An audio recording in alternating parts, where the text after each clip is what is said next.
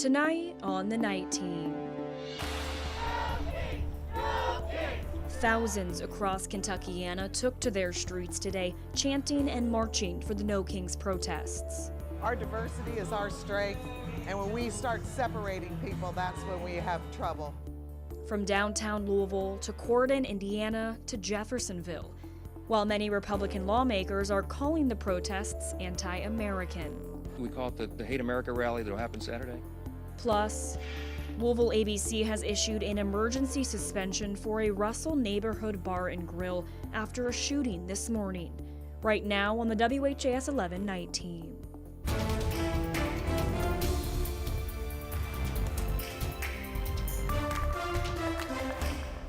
People across America flooded the streets today in protest against the Trump administration, calling it No Kings. Thanks for joining us a little bit late here on the Night Team. I'm Alex Dieterer. There were over 60 No Kings protests planned across Kentucky and Indiana. Major cities from Memphis to Washington, D.C., Atlanta to Charlotte, and of course, a city that's no stranger to calls for change, Louisville. We want to bring you the latest today on the No Kings protests, but first, we want to toss it over to WHAS 11 meteorologist Austin Evans with the latest on the overnight storms. Austin.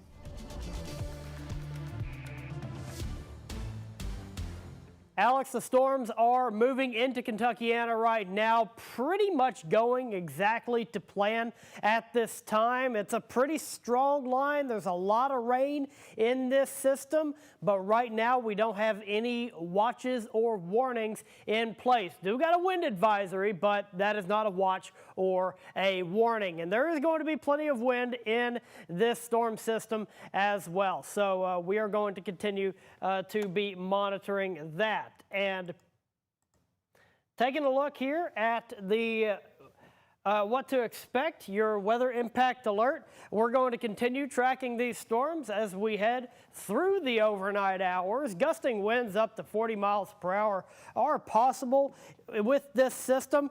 So you want to make sure that your Halloween decorations are hopefully taken care of. I'll have all the details coming up in my full forecast.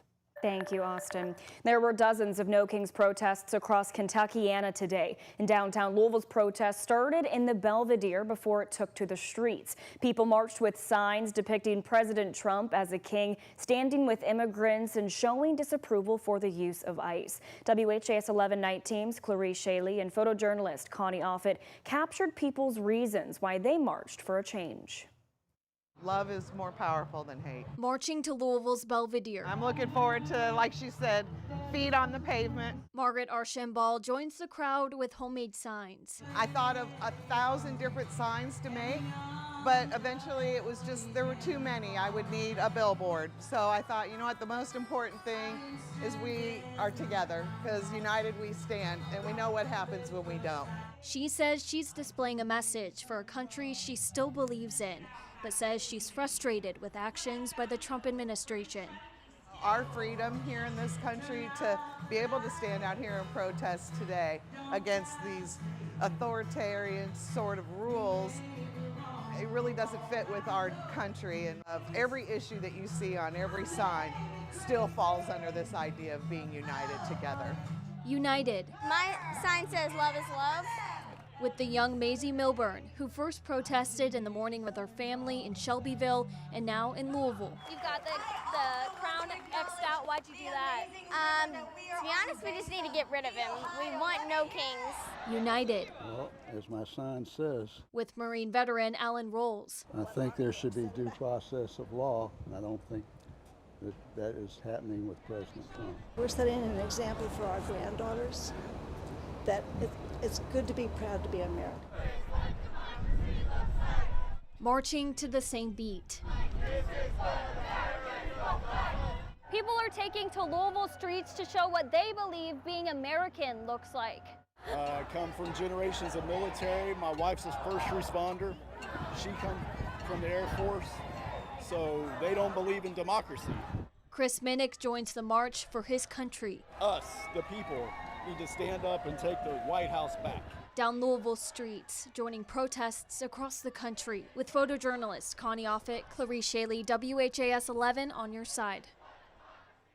Our crew on the scene today did see some law enforcement presence, but LMPD told us there were no reported issues today.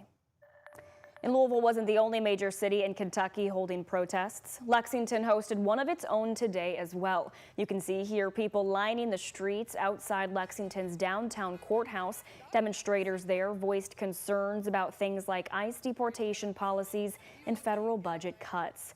And just across the river, residents of Corydon protested against the Trump administration as well. Protesters showed up at 11:30 this morning, many expressing their frustration with the Trump administration's policies. Ken Davenport is a veteran and spent 26 years in the military. He said he showed up today to voice his dissatisfaction with the status quo. You know, I don't care what the other party is doing or saying or want, as long as they do it civil. And I don't think our leadership in the White House is doing things civil. I think they've gone overboard and have become to the point where it's almost hostile, and that needs to stop. Allison Hanover is from England, but now lives in Indiana with her husband, and she says she's mourning the death of democracy in America. Of course, we have a king, but that's not what no kings mean. It doesn't actually mean a monarch. It means that one person shall not be in control, because America is democracy. I'm 65. I never thought I would see a day where the United States is losing its democracy.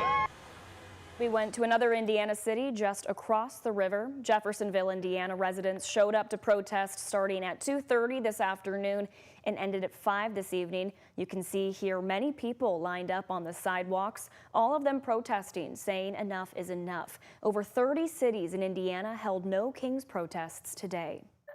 And more than 2,600 No Kings protests were held across the country. Many of those protests were in cities like New York and Boston. Republicans calling the events Hate America rallies, while organizers say they're protesting what they call an abuse of power by President Trump. ABC's Johnny Fernandez has the details. An estimated 200,000 gathered in Washington, D.C. for Saturday's No Kings Day protests, according to organizers. The reason I'm here today is because I'm more scared about what will happen if I didn't show up. Senator Adam Schiff says one sign that stuck out to him said silence is compliance. We can't be silent with this increasing militarization of our cities, the abuse of the Justice Department, the dismantling of science, the attacks on healthcare. People need to speak out, and it's wonderful that millions around the country are speaking out today. House Speaker Mike Johnson branding the protests against Trump's policies as un-American. We call it the Hate America rally that will happen Saturday.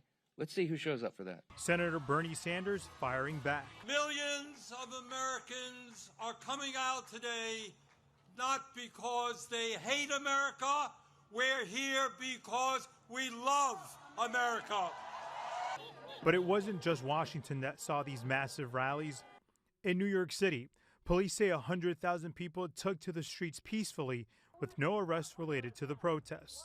A similar scene in Boston. Thousands of protesters gathered there as well. Police say no arrests were made there either. And this massive rally in Chicago's Grant Park. Protests held across Florida, including this one in St. Augustine. I'm just really, really concerned about the way our country is going and that democracy is starting to disappear. In California, large protests across the state.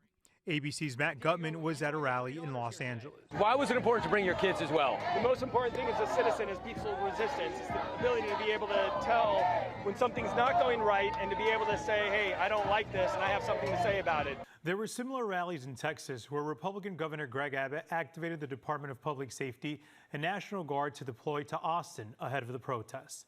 Johnny Fernandez, ABC News, New York.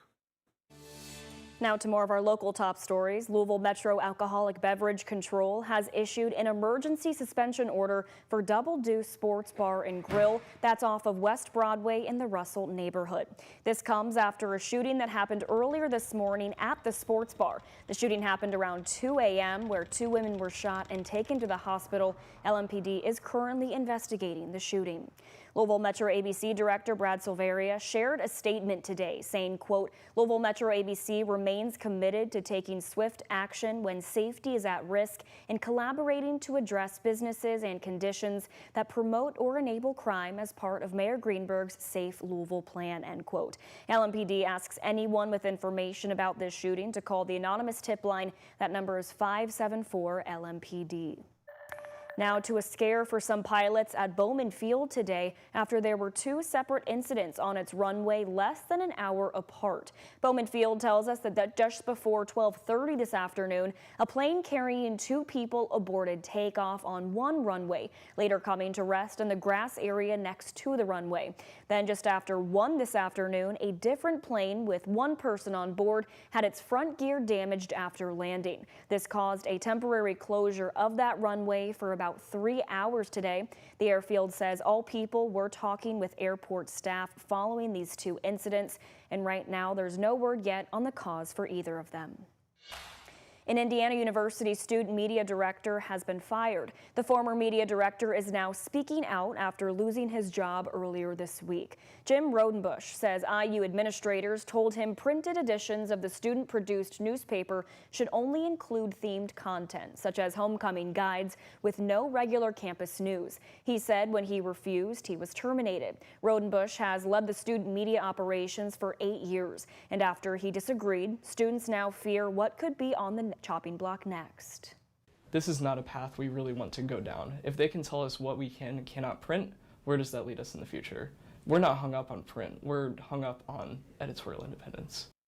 IU officials said the decision to end printing was part of its action plan for student media. In a statement, the university said it remains, quote, committed to a vibrant and independent student media ecosystem, and that editorial control continues to lie with student leadership.